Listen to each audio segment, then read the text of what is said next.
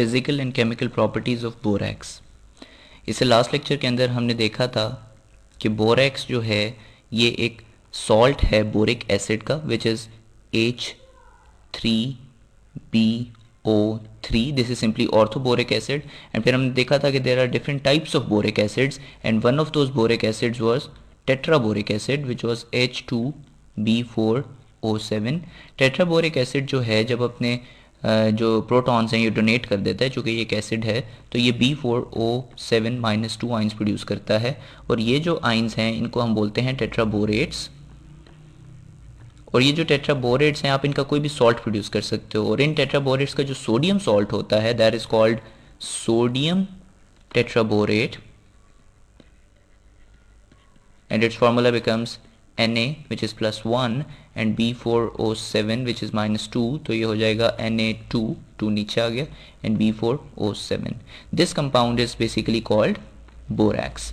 Borax जो ये भी मैंने इस फॉर्म के अंदर लिखा है, this is called anhydrous borax. Anhydrous यानी इसके अंदर से पानी रिमूव, हाइड्रा फॉर वाटर, और एन मीन्स ख़त्म हो, निकाला जा चुका है इसके अंदर से, so this is anhydrous borax. इसके अलावा एक और बोरैक्स की फॉर्म ये हो सकती है Na2B4O7.5H2O which is called borax pentahydrate. Similarly एक और फॉर्म ये हो सकती है कि Na2B4O7 के साथ 10 मॉलिक्यूल्स वाटर के अटैच्ड हों, and this is similarly called borax decahydrate, deca for 10 and penta for 5। और ये जो 5 और 10 7 मॉलिक्यूल्स अटैच्ड हैं वाटर के, these are called water of crystallization. ठीक है, जब आप इनके क्रिस्टलाइज करते हो आप एनहाइड्रस बोरैक्स को, तो उसके साथ 5 या 10 मॉलिक्यूल्स पानी के अटैच हो जाते हैं। आज का जो हमारा लेक्चर है that is going to be on the physical and chemical properties of borax. So let's start the physical properties. This picture you see is borax। Borax इसको नीचे आपको पिक्चर के अंदर नज़र आ रहा है। As you can see this is white in colour. ठीक है, हम बिल्कुल वाइट में ही लिखते हैं। This is white in colour and this is a crystalline compound. ये क्रिस्टल्स की फॉर्म में एग्जिस्ट करता है। ठीक है, इसके अलावा इसके जो मेल्टिंग बॉइलिंग पॉइंट्स हैं these are in the range of like 743 इसका मेल्टिंग पॉइंट है, और जो इसका बॉइलिंग पॉइंट है दैट इज़ अराउंड 1575 इसका बॉइलिंग पॉइंट है। ये दोनों मैंने डिग्री सेल्सियस के अंदर लिए हुए हैं, डिग्रीज सेंटीग्रेड या सेल्सियस, ये इसके मेल्टिंग बॉइलिंग पॉइंट्स हैं। इसके अलावा इसके जो डेंसिटी है इट इज़ अराउंड 1.73 ग्राम्स पर सेंटीमीटर क्यूब। ठीक हो गया। इसके स्ट्रक्चर को अगर आप फिजिकली देखना चाहो कि how does borax look like, so this is how it looks like. ये आपको जब नज़र आ रहा है दिस इज़ बोरैक्स का एक स्ट्रक्चर। ठीक है, as you can see this is one of the crystalline systems, जिसके अंदर आपने पढ़ा था कि थोड़ा सा इंक्लाइंड होता है। ये 90 के सारे एंगल्स नहीं है, it's not a cubic structure, ये थोड़ा सा क्यूबिक स्ट्रक्चर से हट के है। इसके अंदर ये जो आपको रेड कलर के बॉल्स नज़र आ रहे हैं दीज आर ऑक्सीजन एटम्स। ठीक है, इसके अलावा जो आपको वाइट कलर में बॉल्स नज़र आ रहे हैं दीज आर हाइड्रोजन एटम्स, और ये जो आपको इसमें ये पर्पल कलर के नज़र आ रहे हैं दीज आर सोडियम्स। और जो बोरॉन्स हैं ये आपको भी बीच में ये जो करके नज़र आ रहे हैं ना, ये जो पिंक कलर के हैं दीज आर बोरॉन एटम्स। सो ये आपके पास एक पूरा स्ट्रक्चर है। ठीक है, इसमें हर किस्म के चूँकि Na2B4O7.5H2O या .10H2O में you can see there are hydrogens भी होते हैं इसके अंदर, ऑक्सीजन्स भी होते हैं, बोरॉन्स भी होते हैं एंड नाइट्रोजन्स भी होते हैं। अगर आप इस स्ट्रक्चर को गौर से देखो, how many are the number of oxygens, there are 7 and 1 and 7 5 13 अगर मैं पेंटाहाइड्रेट की बात कर रहा हूँ। So there are 13 oxygens, and अगर आप नंबर ऑफ हाइड्रोजन्स देखो तो देयर आर 10 हाइड्रोजन्स।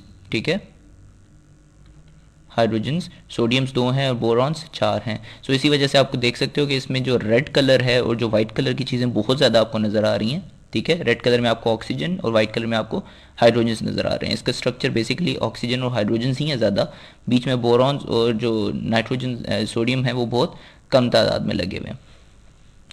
इसके बाद अब हम बात करते हैं बोरॉन जो बोरैक्स है इसकी सॉल्युबिलिटी के बारे में, कि बोरैक्स पानी में किस तरीके से डिज़ोल्व होता है। अगर आप एक जार लो जिसके अंदर आप पानी ले लो, 100 ग्राम्स पानी हम इसके अंदर डाल देते हैं। पानी का क्या कलर होता है, पानी को हम ले लेते हैं इस कलर का, ठीक है।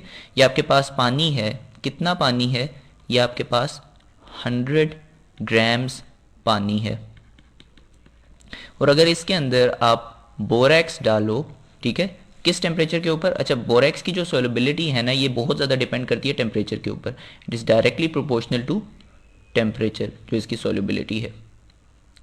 तो अगर आप ऐसे करो कि आप 10 डिग्री सेल्सियस टेम्परेचर रखो, ठीक है, तो सिर्फ 3 ग्राम्स जो हैं बोरेक्स वो आप मिक्स कर सकते हो, उससे ज़्यादा आप मिक्स नहीं कर सकते।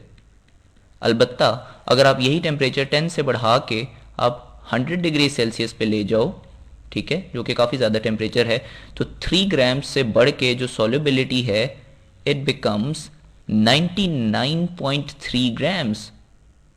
कैन यू इवन इमेजिन, ये तो तकरीबन जितना पानी है उतना ही आप उसके अंदर बोरेक्स मिक्स कर सकते हो 100 डिग्री सेल्सियस के ऊपर जाके। जबकि जब आपने देखा था कि 10 डिग्री सेल्सियस पे आप थे तो सिर्फ 3 ग्राम 100 ग्राम्स के अंदर मिक्स हो सकते थे, ठीक है। 100 ग्राम्स के अंदर 3 ग्राम का तो यही मतलब हो गया कि आपके पास एक पूरा ग्लास था और एक आप चुटकी सिर्फ बीच में मिक्स कर सकते थे। लेकिन अगर आपके पास 100 डिग्री सेल्सियस टेम्परेचर है, सो आप बहुत ज़्यादा, ऑलमोस्ट जितना आपके पास ग्लास में पानी है उतना ही बोरेक्स डाल दो, वो डिजोल्व हो जाएगा।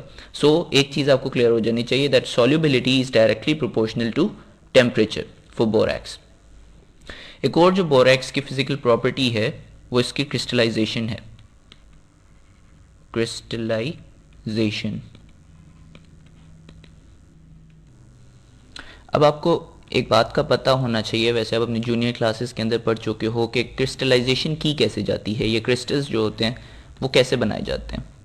आप केमिस्ट्री की लैब के अंदर अक्सर आपको एक कंपाउंड दे दिया जाता है, आप उसके क्रिस्टल्स बनाते हो, आपने बनाए भी होंगे कॉपर सल्फेट वगैरह के।